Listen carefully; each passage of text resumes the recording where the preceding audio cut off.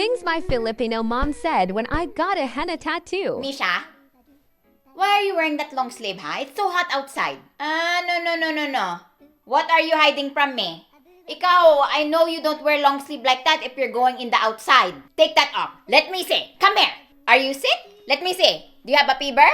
Take that off, Misha. You're hiding something. Take that off. Oh my God, Misha. What is that in your arm, huh? Is that a tattoo, Misha? Is that a tattoo?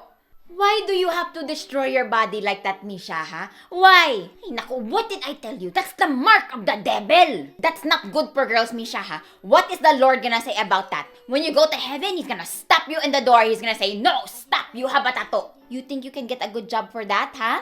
Nobody's gonna hire you if you have a tattoo like that. No, when I was young, if you have a tattoo, you're a criminal. Are you a criminal, Misha, ha? I thought you were the smart one, Misha. This is not how I raised you, Misha, ha? Your body is a temple. Now your body looks like a wall in the city with a spray paint letters on it.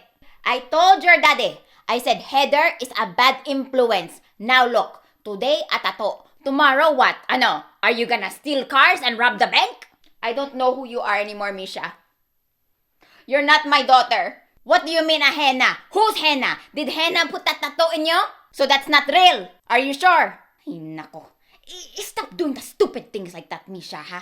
Kaputi na buhok ko si mo, pasaway kang bata ka.